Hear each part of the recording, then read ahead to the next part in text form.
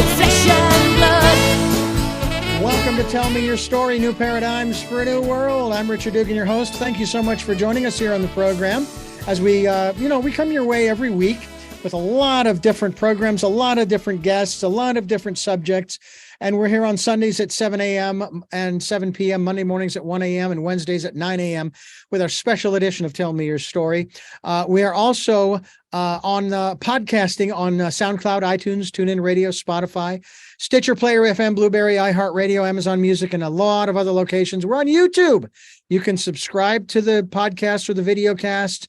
You can get notifications when I put a new conversation up, and I hope that you will. And we also hope that you will listen live at the times I mentioned earlier at richarddugan.com. We also ask that if you can support the work we're doing here, we would appreciate it. We have a PayPal account. It is there not just for me, but for you, for your security as well as ours. And we also ask that you spend some time going within and listening to that still small voice. We're going to talk a little bit about that as well today with our very special guest returning to our program. And I love having this couple on. We always have a fascinating conversation. We have Andi and Jonathan Goldman.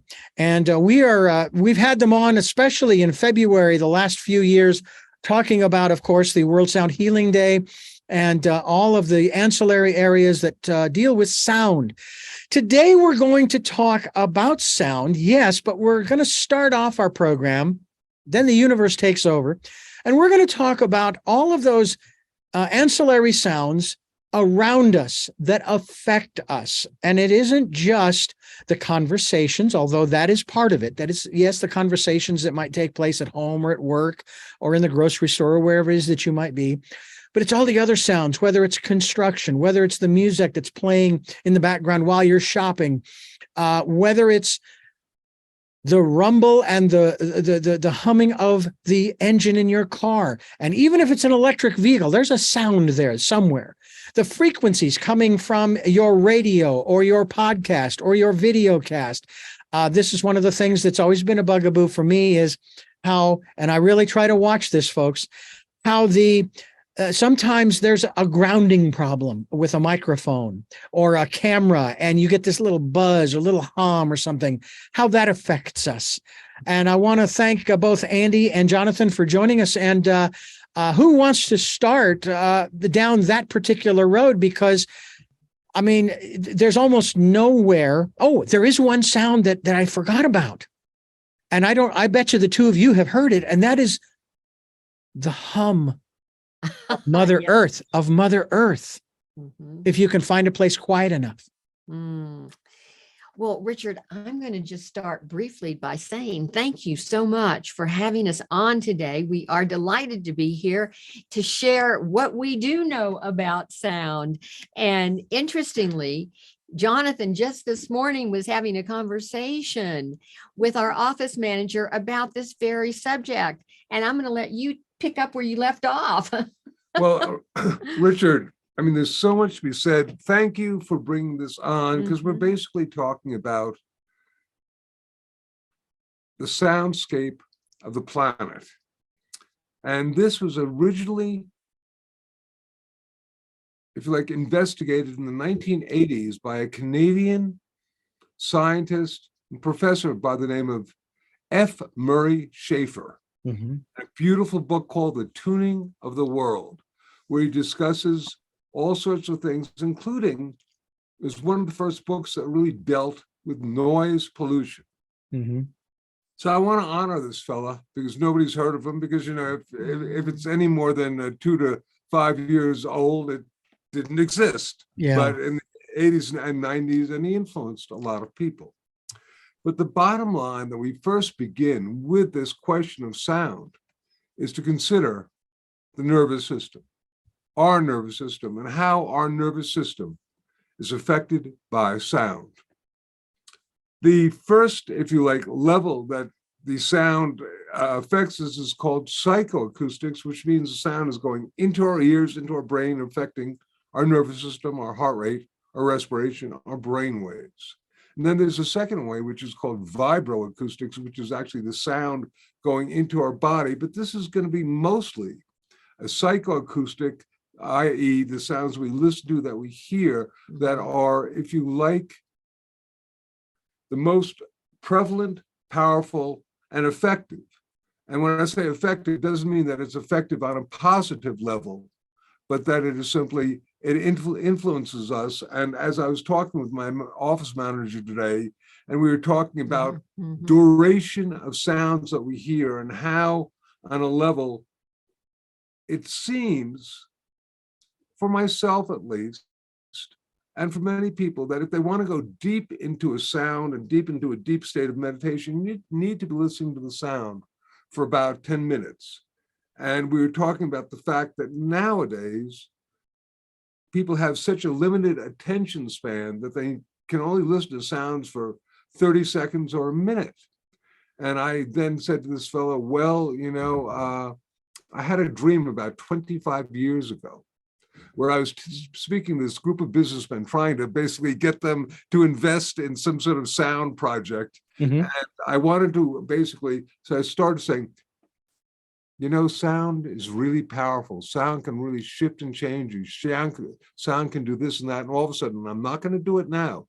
All of a sudden, I shouted real loud and screamed out, and sound can really affect us. And the people there all jumped, because what happens when you hear loud sounds like that is that you get the increase of heart rate, respiration, brain waves, your adrenaline goes through the roof. You get instant, within 10 seconds, you can get instantaneously stressed out. Well, and also that activates the fight or flight response as well. And Jonathan, I think all of the things that you were just saying are so accurate and true. And I just want to bring in the part of, we are so, as a culture, so bombarded with noise, which is sound.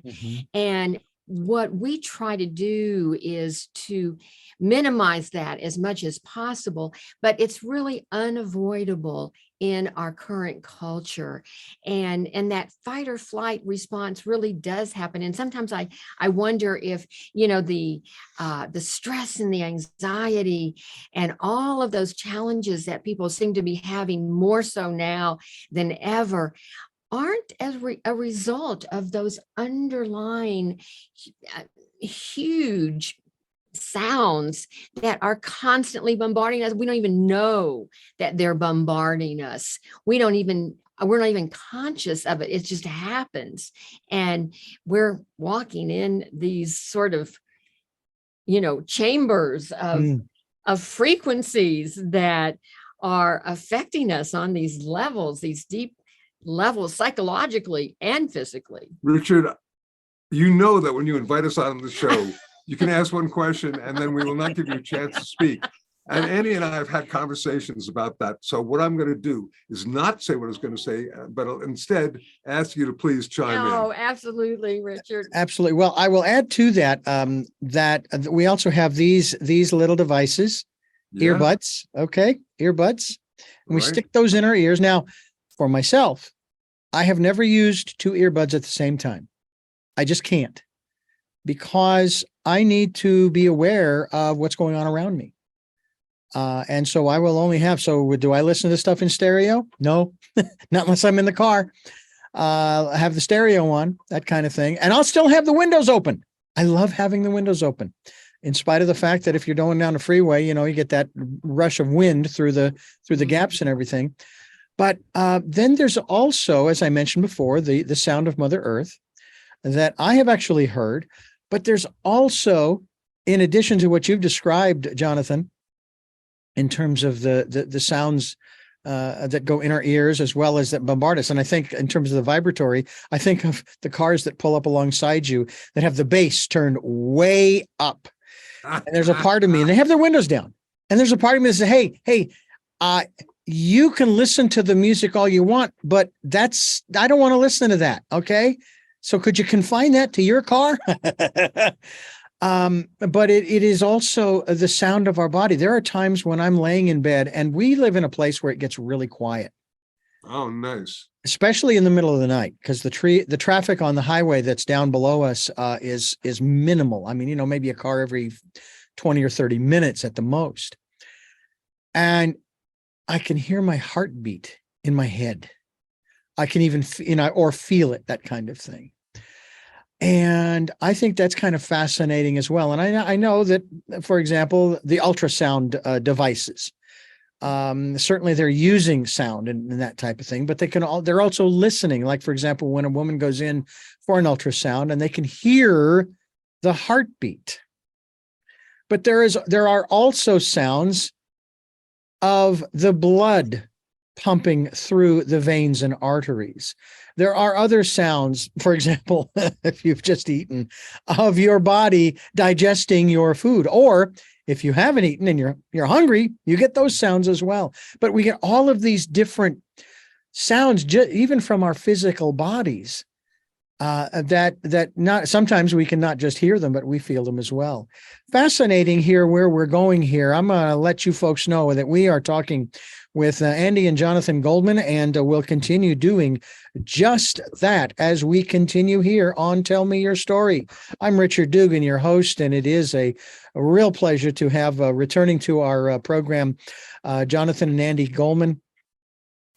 Give us, if you will, as we continue here, for those who may be tuning in for the first time, Andi, give us a little background on your introduction to the subject, and I'm going to try to keep it as broad as I can, of sound.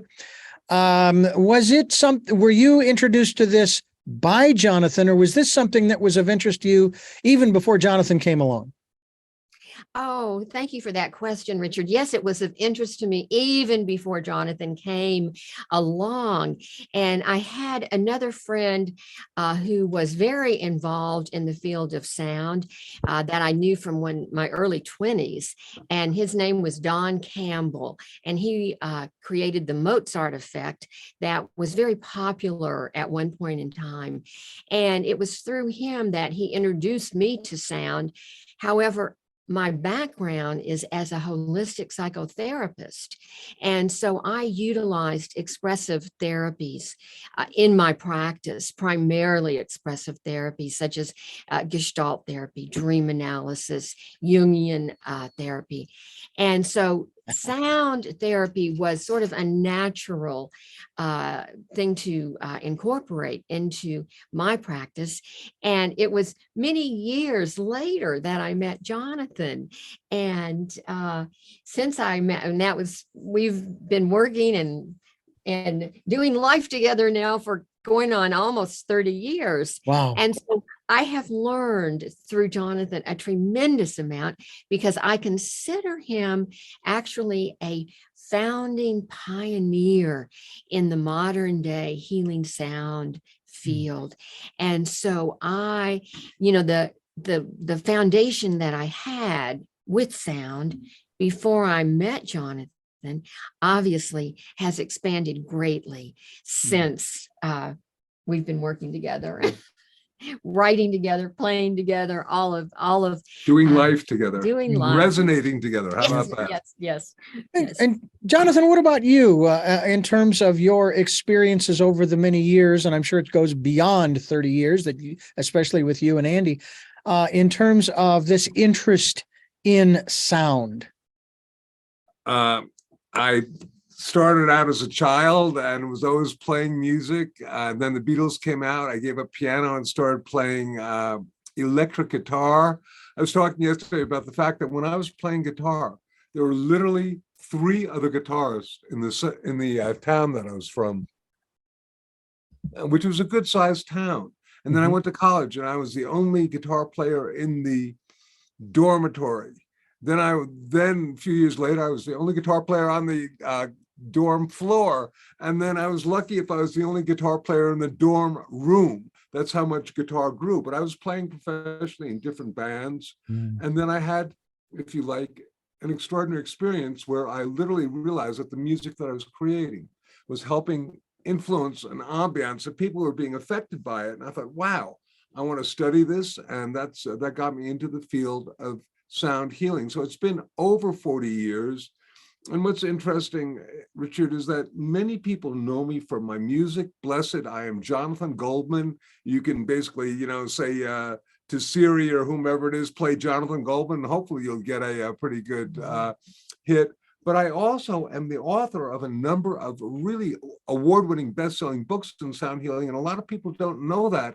So if they have me on their podcast or whatnot, they'll say, hey, can you talk about this and that? And I said, well, it's obvious that you're not familiar with any of my books, because this is the basis of all of my books is X, Y, or Z. So, and I said, sound, if you believe that everything in the universe is in a state of vibration, then all of our life is basically affected by vibratory fields. So we can talk about anything from babies to old people to in between, to indeed the sounds that affect us. Because if you know about that, then you can interrelate with that. And I'm still not done with my question about answering you about the outside sounds. Can I get back to that in a minute? Sure, absolutely.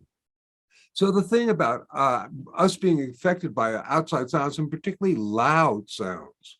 When I say loud sounds, I'm speaking to you now. We're listening probably sound is measured in decibels, which is named after Alexander Graham Bell, believe it or not. And technically, decibels are logarithmic, whatever that means, so that each decibel is about 10 times louder than the other. So the difference between 60 and 70 decibels is a lot, and 70 and 80. And I'm talking probably somewhere between 60 and 80 now. A jet plane taking off, or really loud, the Rolling Stones in Madison Square Garden might be upwards of 170, probably 120 or 130. At 170, you're in pain. But at 120 decibels, you get permanent hearing loss without pain, which is kind of dangerous. And the reality, though, is when you want to start getting a spike in your heart rate and respiration, all you have to do is get around 100 decibels, which is not that loud. Could be somebody shouting. Now the question is, where did this come from? And it seems it came from our times as cave people. And we would be basically sitting around or maybe sleeping at night, and all of a sudden there'd be the roar of a saber-toothed tiger, and we would be up in a tree before we consciously realized what was going on. So once again, our heart rate, respiration, adrenals, all sorts of things, digestional process, immunological system are affected by loud sounds, as Andi was saying, the fight or flight response. But the difference is nowadays, we don't necessarily have saber-toothed tigers, but we can have airplanes buzzing us. We can have fire engines going by. We can have beeps and squawks and this and that from every different device that is alarming. So there are all these different devices that we're being bombarded with. And you say you live in a pretty quiet place, but what if you lived in New York? What would happen to your nervous system? Your nervous system would probably no longer consciously respond to these loud sounds because New York is being bombarded by it, but yet you would be still affected by it. Interesting. Yeah. It just occurred to me that sometimes, when there is this outside noise happening, it could be, the lawnmowers, like yesterday, but when this outside noise is happening, Richard, I was saying earlier, you don't even really realize it. But then when it stops, all of a sudden you find your whole body just going into, wow. Deep state of relaxation. And you don't even realize that sound was affecting you as deeply as it was. But the minute it stops, you can go, thank goodness that's gone. And most people are not aware of this because, as you were saying, with people driving in their cars with the low bass frequencies, it was like the cars were almost levitating because it's so loud.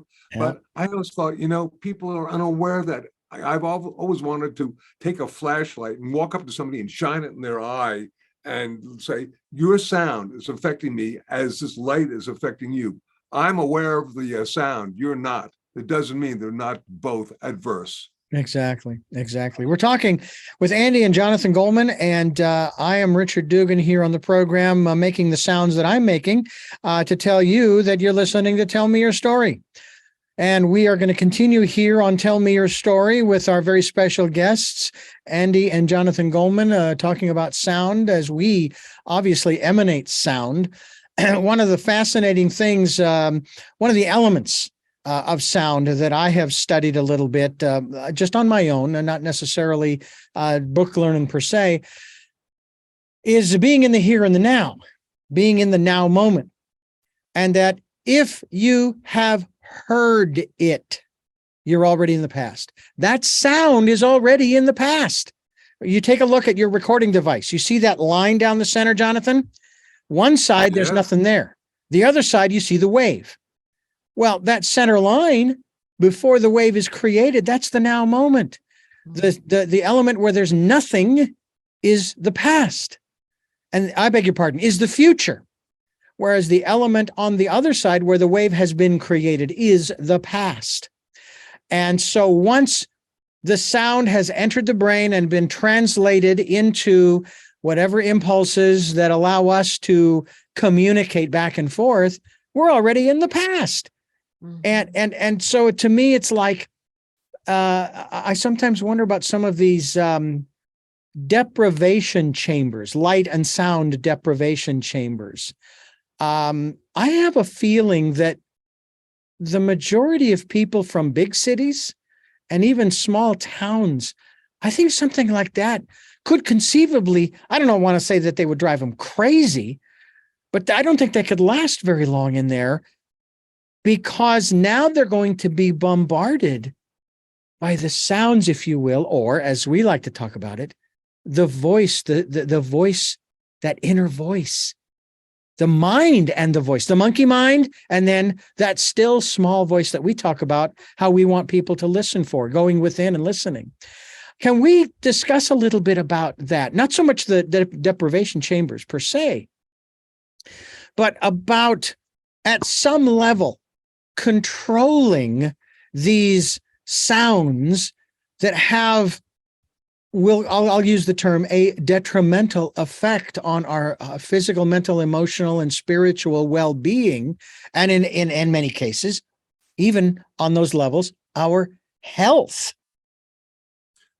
Totally. I just want to jump in for a second, because ultimately you're talking about silence on a level you're talking about that. Mm-hmm. And I'm going to hand that over to Andi in a second, but saying that there have been studies of people who were raised in the city and taken out into the wilderness to spend the night listening to the sounds of the crickets, and they freak because they can't deal with it. Exactly what you're saying. Now, my dear.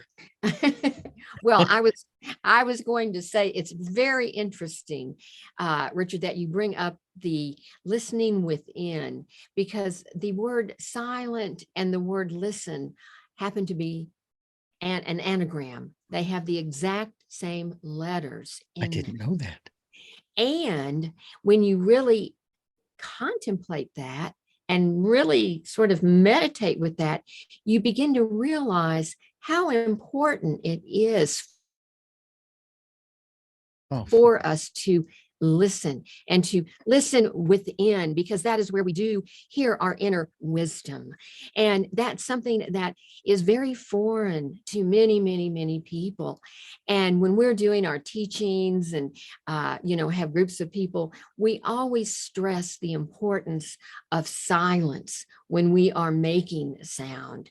But Richard, taking it back to when you were saying, how do we handle all of these outside horrific sounds that that bombard us, and what can we do to sort of help mitigate the negative effects that are happening in our physical, emotional, spiritual, mental bodies?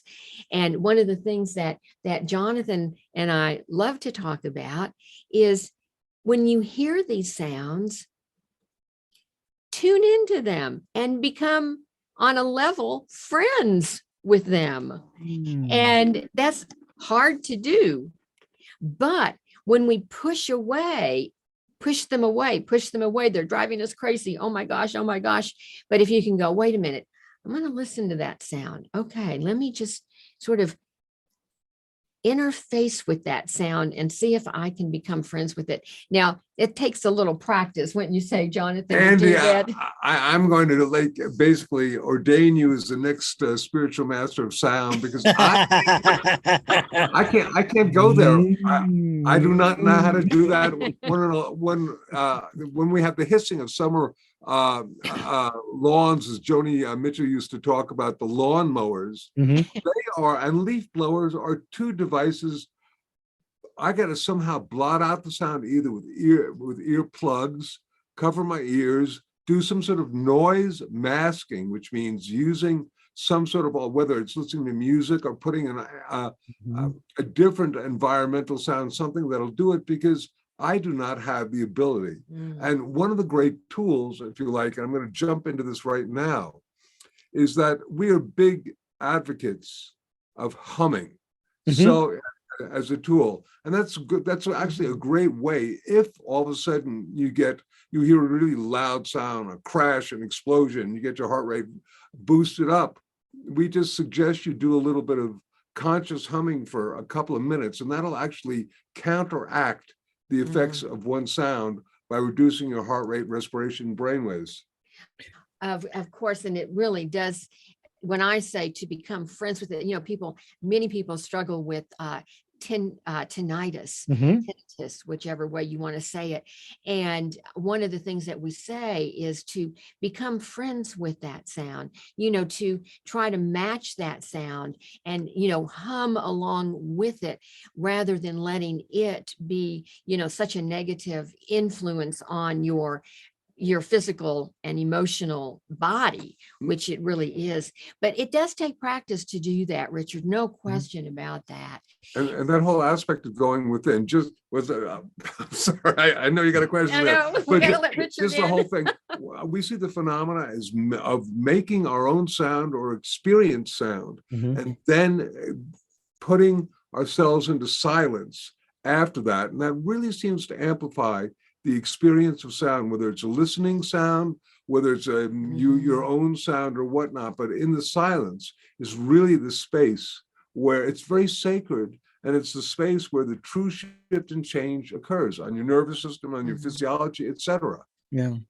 Well, I know I've told you the story before where I think I was in my early 20s, and I was in this van with a group of people, and we had just gone to a metaphysical church, and we were coming back, and I just started singing this song, and I was singing along there, and after I was done, a little applause and so forth. And this one woman that I got to know fairly well, her name was Shari, beautiful woman, and she turned to me and she says, why do you not have space, silence between the spaces there?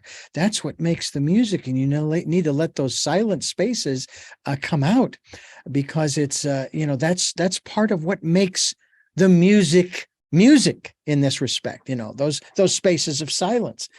Now, I've listened to and again, we're talking here about vocalization in terms of, the written word and poems put to music and so forth.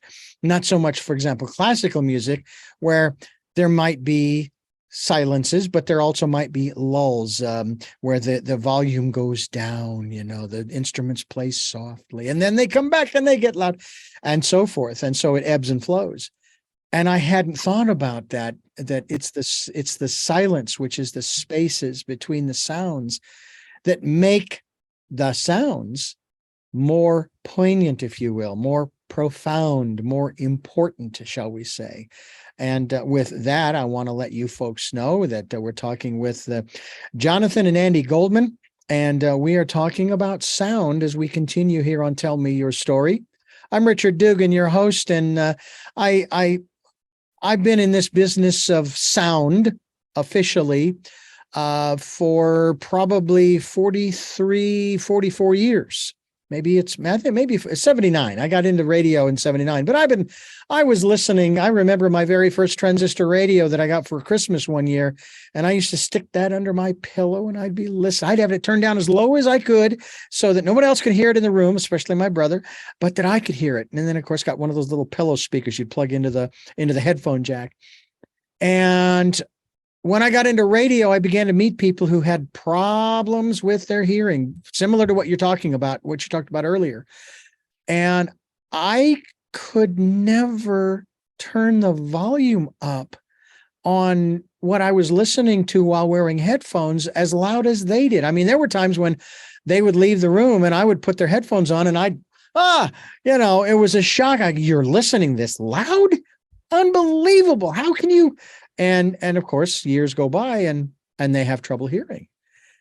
And I never understood that. I mean, I would turn my father's stereo up when I was listening to my favorite records when nobody else was home, but not like it was going to reverberate the windows in the front room. And unfortunately, that kind of damage is not reversible, as far as I'm aware. That once you have damaged the eardrum and all of the parts in there, I suppose they now have artificial parts, but it's just not the same. What you're saying, yes, is so not only true, but I worry because the thing about earbuds, of which everybody is plugged into them now, is when I use earbuds and I look at the volume on my iPhone or whatnot, it's about a quarter of the way up, maybe at the loudest part. But I mean, other people do it, and it's jarring. And I will tell you, this is not new. I'm going to tell you a real quick story. There I am. I'm on a train from New York to Boston, Amtrak. It's loud. And I'm basically, I was just getting into the whole sound healing phenomenon, becoming aware of the power of sound. And I looked, and there was a guy down at the other end, and he was wearing headphones, and I could hear the music that was coming out. So I walked up to him and I tapped him on his shoulder. I said, and he looked up. I said, "Take your headphones off," and he did. I said, "Hey, man, I can hear the music that down there." I said, "That is doing some heavy-duty damage to your ears. I'm just telling you, and you don't want to experience this later on in life because you're going to basically have problems." He smiled at me, put the headphones back on, did nothing. And I mean, bottom line, Richard, is that you can tell people about this and it feels good, man. There's a rush of adrenaline that happens. You get getting that fight or flight response, but adrenaline can be addictive as a hormone that is being released. And if loud sounds do that, people are going to do it. And only later when I say years later. So I'm very much afraid we have already created a hearing loss generation, and it's only getting worse. Well, our generation, and I think we all three are probably from the same, the 60s, the generation where, people really started listening to music in really loud ways. It was great. And I remember I had my hearing checked when I was in college, and I was told at that time that there would be this high frequency hearing loss as I got older, because I had listened to loud music, just as a regular thing. Everyone listened to loud music, but I've always been very conscious since I heard that of trying to not have extremely loud music going on. And I'm now, of course, I don't listen to loud music really at all. I don't have, my frequency is just not matching a loud music sound. Your voice is even soft. My voice is even, yes.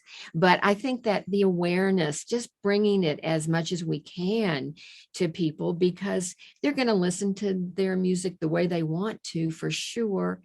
And at the same time, just to say, just be aware that there can be some hearing loss down the road.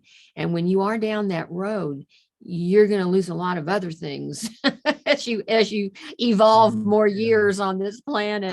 So you don't want your hearing to be gone. And I'm going to speculate that tinnitus is prevalent among people, particularly our age, which is, and a lot of them are real unhappy because you can get sort of noise masking things or special devices that'll semi take care of it, but there's nothing that's really good. There's nothing that is permanent and natural. And as we say, if you got it, you can actually use it as a very deep and powerful meditation tool. And there's a phenomena in advanced yoga called shabd, or the inaudible sound current. And literally, you can take the sound, this inner sound, and listen to it and in your meditations travel on it, but it takes a little work, and it certainly, as Andi was saying, it takes reversing the sound, which is adversarial, and you turn it into an ally. And it's a neat trick. That's one I've gotten better at doing myself, because I've got a bit of a tinnitus myself. But regardless, it's prevalent now, Richard. And a plea to anybody who's out there is watch how loud you're listening to stuff, because you may not be feeling it now, and it may feel good, but down the road, it may be problematic. But Absolutely. Richard, when you were saying at night how you are in such, and I'm just wishing that I was in a quieter place at night, although it's not too terribly noisy here where we live, but it's a city.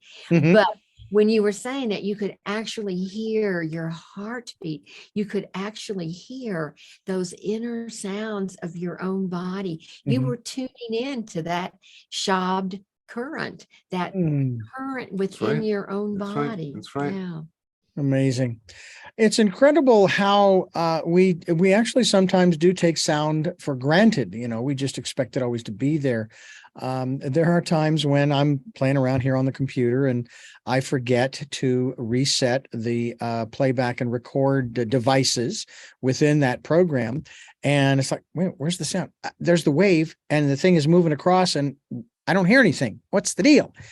And then there are times when it's like, I am so glad I don't hear anything, because I don't really want to be doing this right now. I want to be outside listening to nature and so forth. Another aspect of listening, of course, we've talked about this a little bit here on the program, and that is the listening to the still small voice.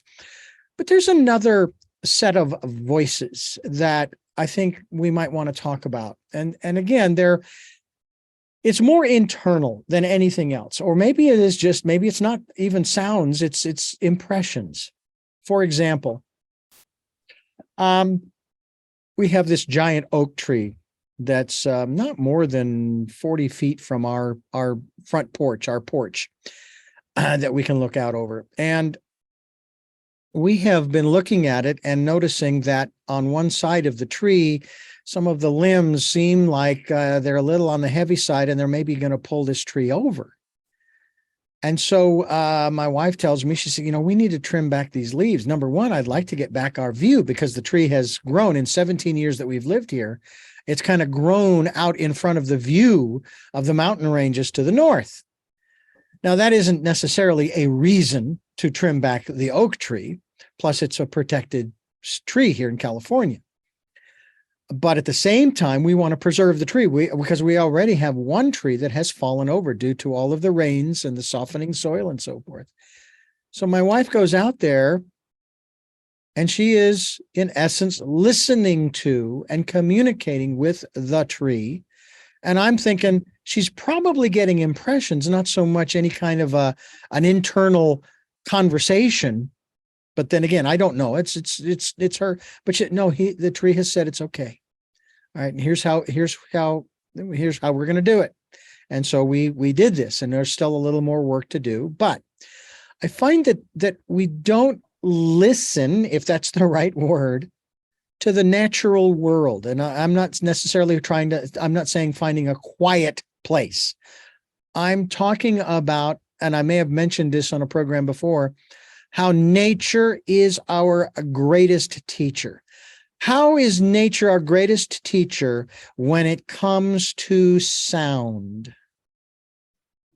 Oh, that is so. Thank you again for this question, because I have to share with you, Richard, that Jonathan and I, every day, we make it's sort of our practice. It's sort of pilgrimage. our meditation I love practice.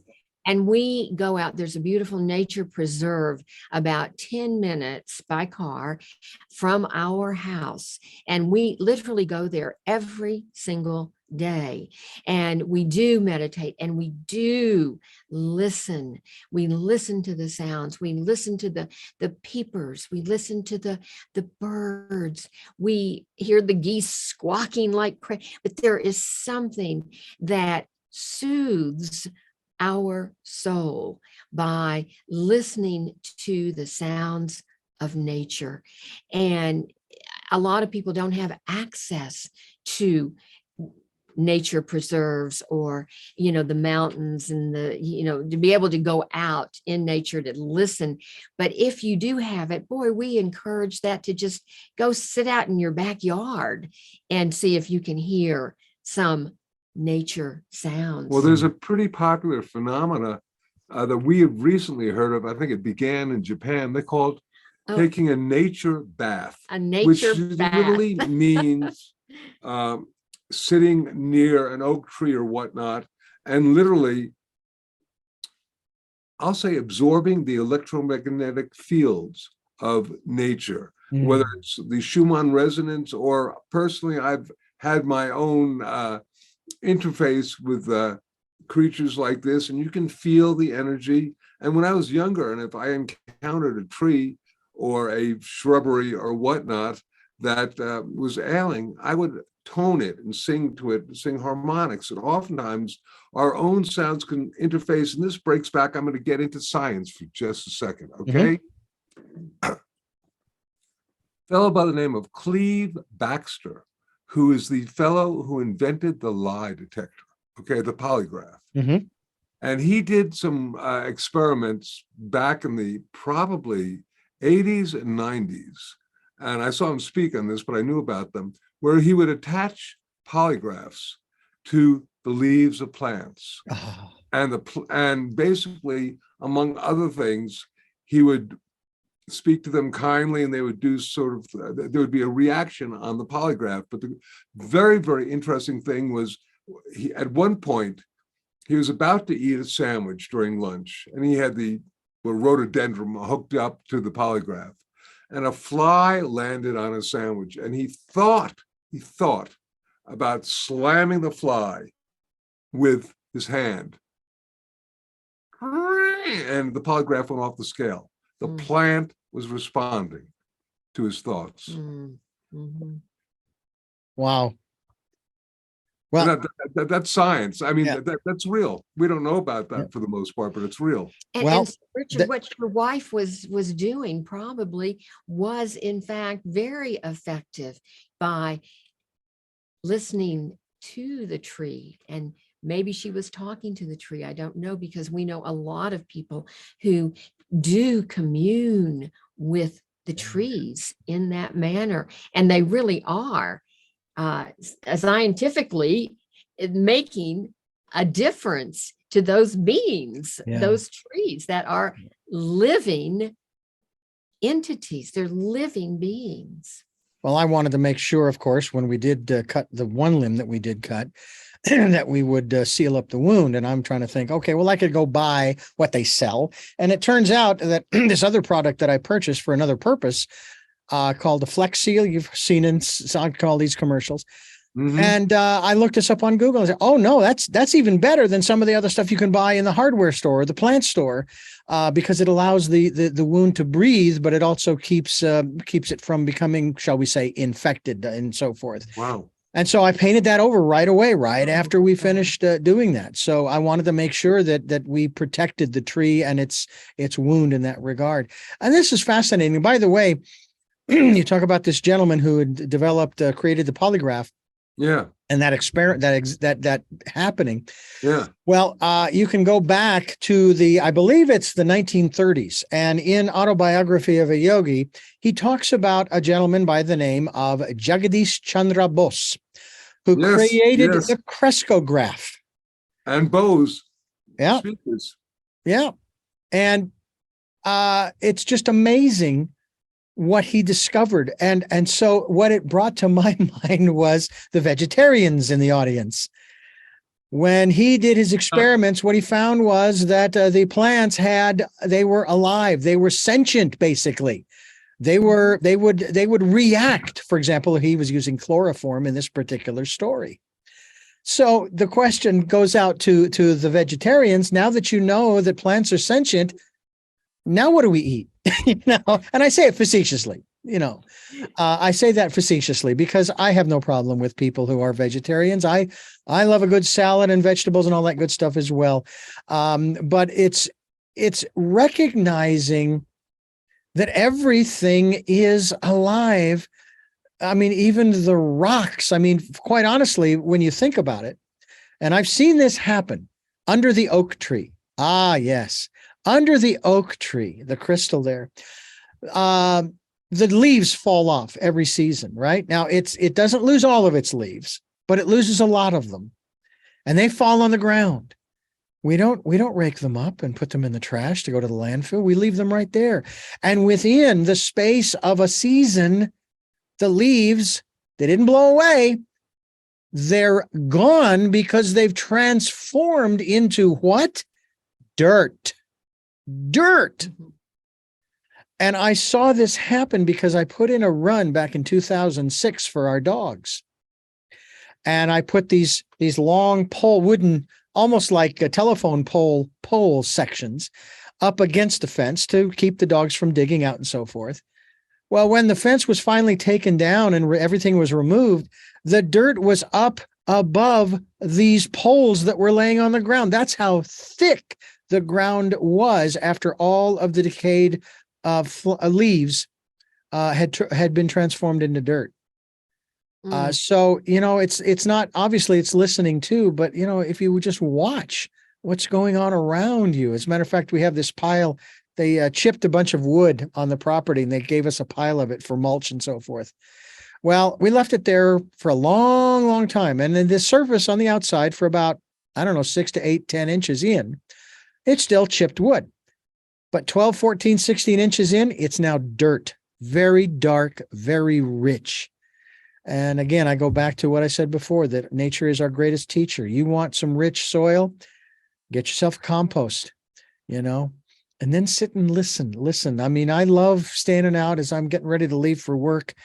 Before I start the car, I'm standing outside the car and I'm looking around at the blue skies or clouds or what have you, the green of everything. Then I'm listening. I can hear crows once in a while up where we live. It's amazing. I don't know what, I think a seagull got a little off course, but I can hear a seagull in the distance. I'll hear a neighbor's dog barking way off in the distance, and so forth. And then smaller birds. We have blue jays. We have all kinds of different things. And it's just, it's like, yeah, I know I got to go downtown. I know, but I'm just going to wait another minute or two and just kind of breathe it in. And I think that's really important for each one of us to begin to understand. We're talking with Jonathan and Andi Goldman, and you're listening to Tell Me Your Story. It's always a pleasure to have returning guests. Jonathan and Andi Goldman are just that, and they're here with us talking about sound and the difference that the right kinds of sounds make. I want to touch with you now, Andi, a little bit, because you mentioned a gentleman that that you knew who did the research on what is called the Mozart effect. Now, the reason I'm asking is because, and I don't think I've asked you this question before, and I'm wondering if he was ever asked, because I've been curious. Why Mozart? Do you know? Yes, we do. Because it was Don Campbell, and Don Campbell actually introduced Jonathan and I. And so we both were very dear friends with him, but he created this music with the Mozart effect. There was nothing that said, go and do Mozart. You could do any of the classical, you could do any music. Mhm. I mean, he just sort of put It's a metaphor, for want of a better term. Oh, okay. He just put this together with, actually, it's our understanding, not a great deal of research. And, because many people, it was very popular, very successful. He did Mozart for babies, Mozart for children, so people, Mozart for breathing, for playing golf, and honestly, made a lot of money. And he made a lot of money, right? True enough. But it did help a lot of people. And once again, I go back to intention is so much a part of when we're working with sound. And so the people had the intention, this is going to help my baby. This is going to help my baby to sleep. This is going to help me, Right. to have a better golf game. And so they're setting an intention along with the sound. And it probably could have been just as easily Bach or anything like that. So, Beethoven, I the mean, Beatles. right. And once again, I myself create ambient music that does a lot of this. In fact, I wanted to mention, just because I think it's so great, it was really literally the first CD that I ever created. I created this for the birth of our son Joshua over nearly 35 years ago, which has the sounds of ocean, heartbeat, choral voices, and dolphins. And it's a recording called Dolphin Dreams, which was literally reviewed in Vogue magazine. They said, reduce stress without Valium. In other words, because it's got these different nature sounds, and I don't think anybody had ever done. I'm sort of a mad scientist with sound, so I put stuff together, see what it does, and if it works and I like it, we'll try it with other people. If they like it, I go, okay, this is a go. And so putting all these different elements together, and it was just a wonderful thing. It's called Dolphin Dreams, and we still listen to it when we get stressed out or we want to chill out. One of our recordings. Or I listen to it when I want to sleep and I'm not falling asleep. If I put Dolphin Dreams on, because it has got all of the elements that Jonathan just mentioned, and it also has the element of his intention of creating this music was fueled with the loving energies, the loving thoughts that he had for Joshua, our son.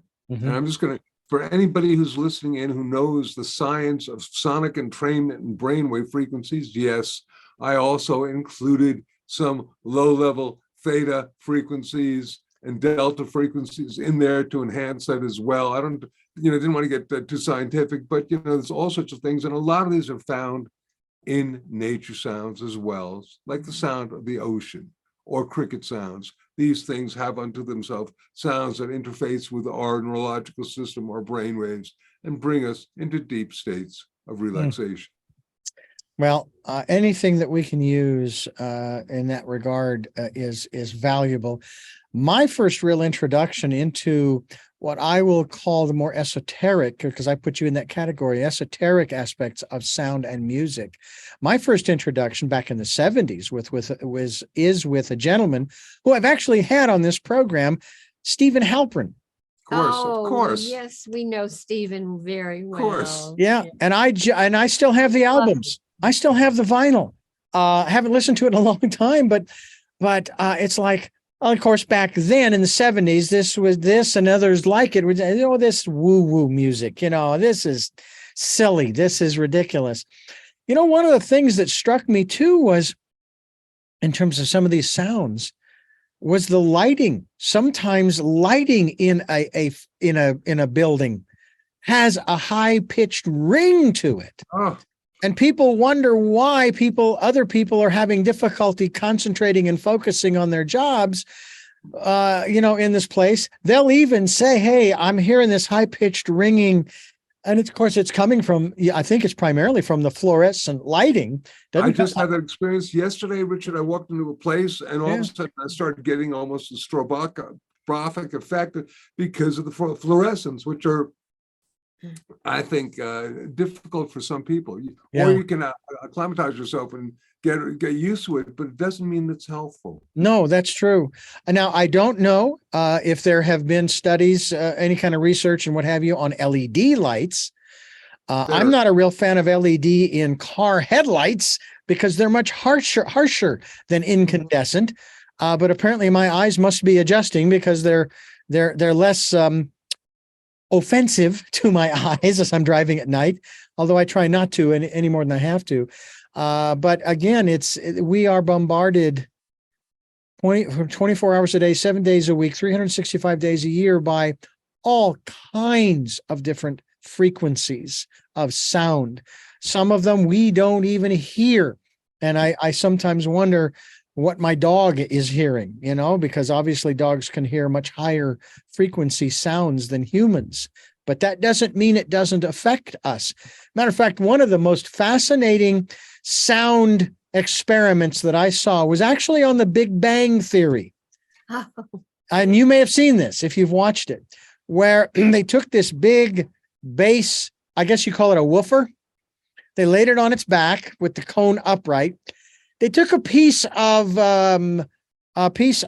cellophane, plastic wrap, okay, and they put a big piece over the top of it, taped it down, and then they poured a mixture of water and I think it was baking soda, and then they turned on the music.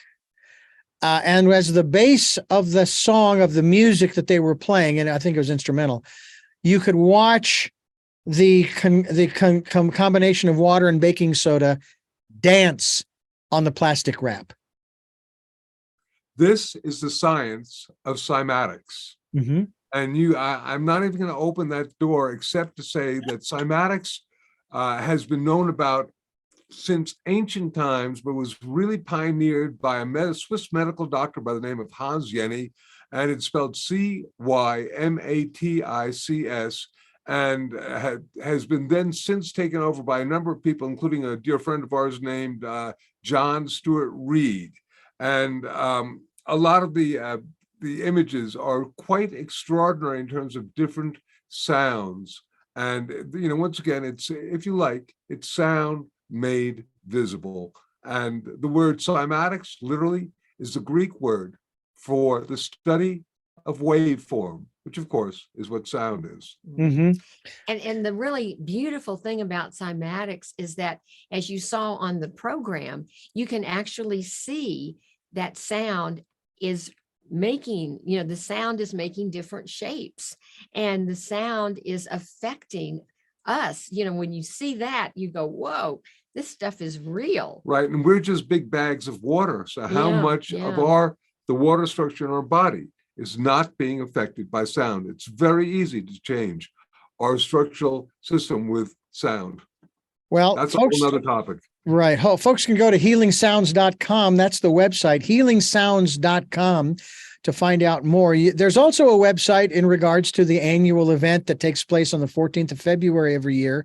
And it is having to do with the World Sound Healing Day. World Sound Healing Day. You'll find out about that also at healingsounds.com. To me, this is all just fascinating stuff. And of course, the thing that went through my mind when I saw that for the first time on that program, and I got to tell you, it looked really funny at first, is, okay, if the bass that they're playing through that woofer is having that kind of an effect on the liquid, if you will, baking soda and water, and we're made up of, what is it, 95 to 95, it says 97% water. Mm-hmm. What do you think that is doing to our tissues, our molecules, our subatomic particles, and so forth? And then the other side of it is, and I'll kind of wrap that up here, and the other side of it is, and what if you were able to create vibrations, sounds that would actually heal, that would actually help? And there's a gentleman who I had the great privilege back in 2004 or 5 of narrating the video for Dr. Royal Raymond Rife and his frequency generator. Did you do that? I did that. Yeah. Rife was great. Oh, yeah. And what's so sad is his work was as damaged as people like Tesla. Yeah. Oh, yeah. Whose ideas were so far beyond the minds of the people at the time. But he and Royal Raymond Rife, they both struck a chord, and many have down the road, that basically is epitomized by something Einstein said. We cannot solve the problems or meet the challenges with the same consciousness that created it. And Tesla and Rife and others, they were, quite honestly, on the one hand, you could say ahead of their time, but they were doing just that. They were using a higher consciousness to help people at the level where they were. And was it, I don't know that it was he, but maybe it was someone else who had invented the electron, I think it was the electron microscope that allowed Royal to be able to test live tissue. He basically, real quick, he used it was a microscope that he himself created that used polarized light through quartz crystals. So it wasn't electron. Electron microscopes actually seem to needed the if you like, viruses and whatnot to be stained, which killed them. This allowed him to literally view the viruses while they were alive, and then he would put different radio frequencies through that would do it. Another fellow by the name of Dr. Peter Guy Manners, who called his work cymatic therapy, which uses direct application of sound in the body for healing. It is now called cyma therapy, CYMA -therapy, and that's also really quite good. So this stuff is there, and just, one has to be cautious of this because there are many, shall we say, facilities out there that find that it is very threatening to an established work. So one wants to be careful not to make any medical claims or anything like that, even though it may be amazing. Well, there's another gentleman by the name of Stephen Wright who wrote a book called Sanctuary. I actually interviewed him Stephen Lewis. I don't know what name I gave. Anyway, Stephen Lewis wrote a book called Sanctuary. I had the distinct pleasure of interviewing him a number of times on his technology that he used.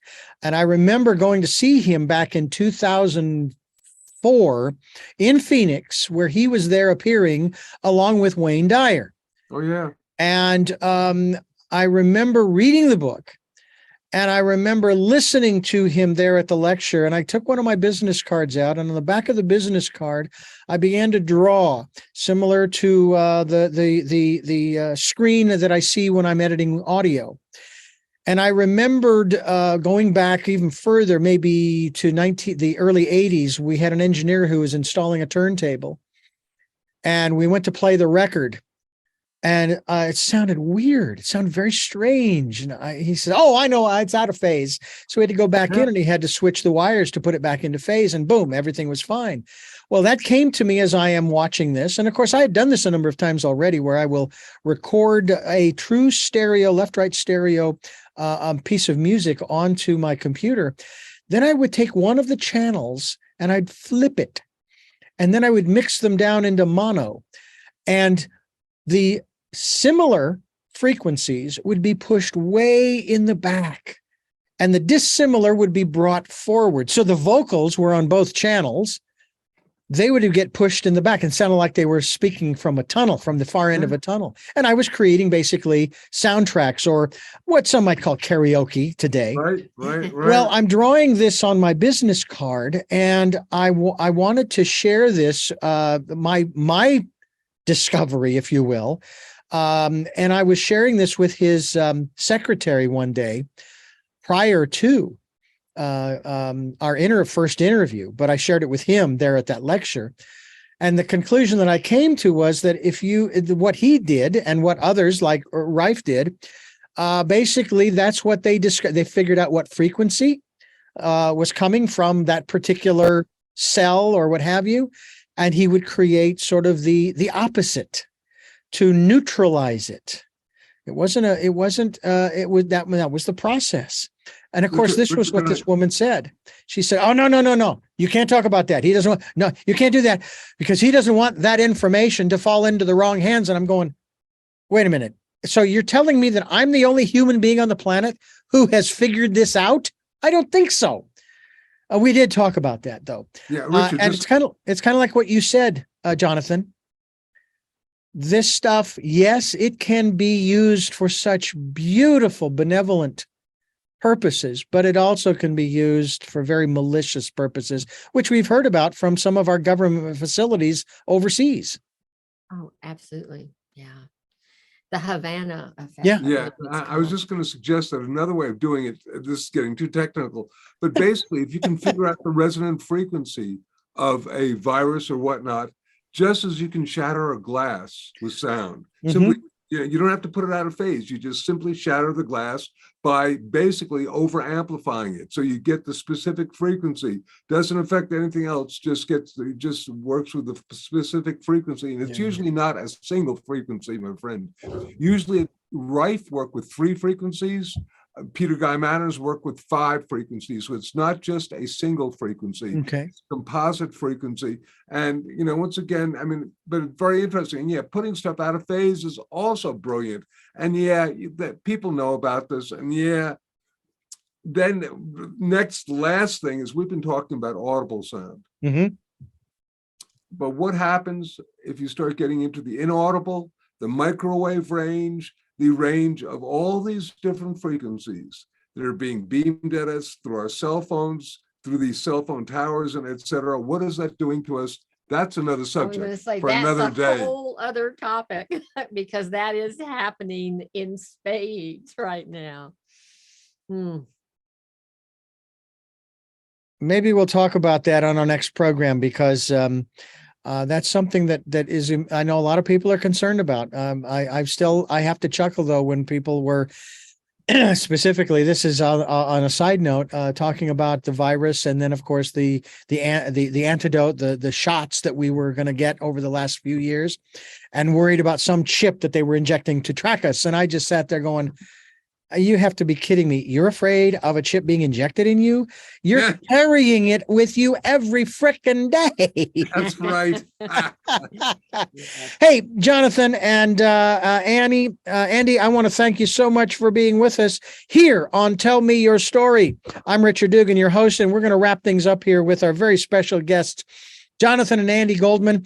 We've been talking about sound. HealingSounds.com is the website, HealingSounds.com. And don't forget about next year, February 14th, 2024, we're going to be celebrating.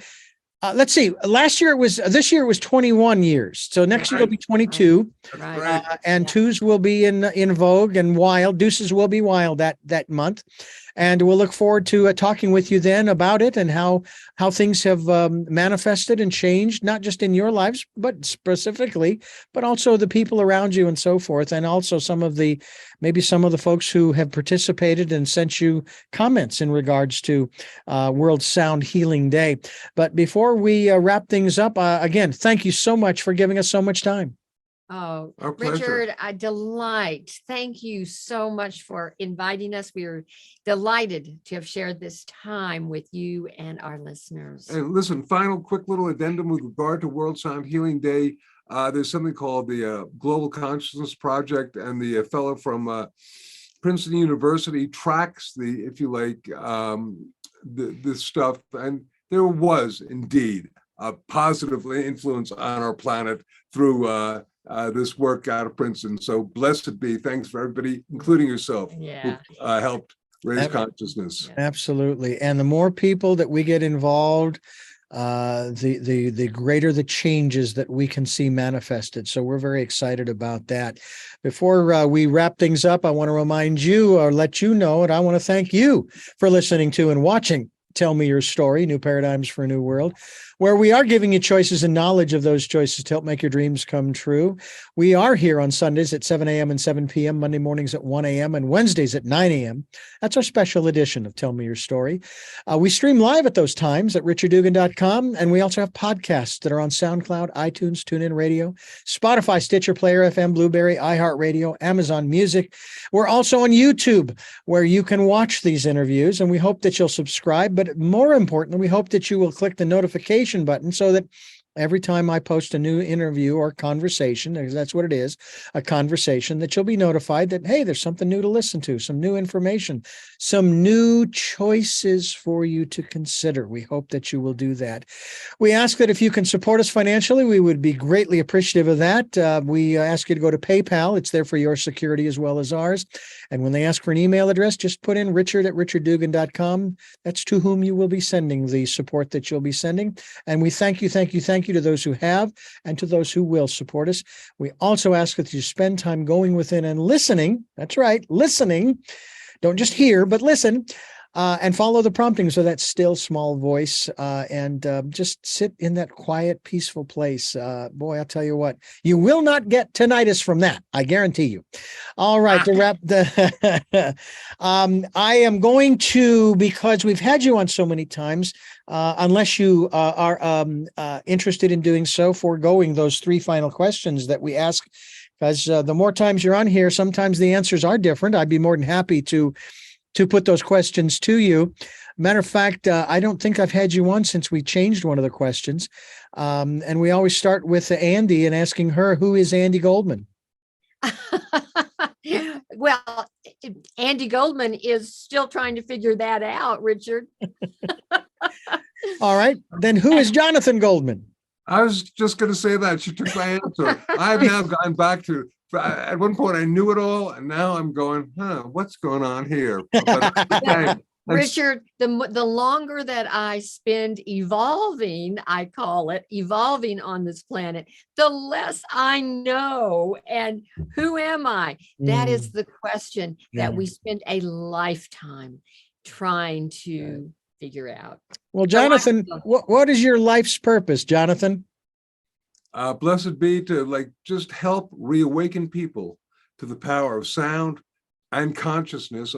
This consciousness is a new thing. Compassion, the importance of compassion, and trying to basically allow us to live a fruitful, beneficial, and kind life. And Andi, what is your life's purpose? My life's purpose, Richard, is to be of service in any possible way that I can be, and to be as kind and compassionate in my everyday life. My service to the planet is where my focus lies. And every day I say to the powers that be, guide me today where I can be of the most service in loving kindness. And Andi, we'll start with you with this last question. What was your best day? My best day is today, Richard. As each day goes by. No, I've had so many best days, Richard.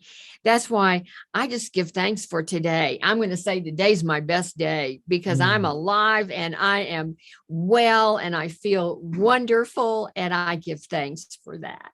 And Jonathan, what was your best day? Meeting Jonathan was one of those best days. I got to just say ditto to everything that my beloved wife said. Thank you, sir. Thanks to the two of you, and thanks to you for listening and watching Tell Me Your Story. And until our next broadcast, podcast, videocast, love to Lal, Jeanette, I am listening, and Dad, be happy.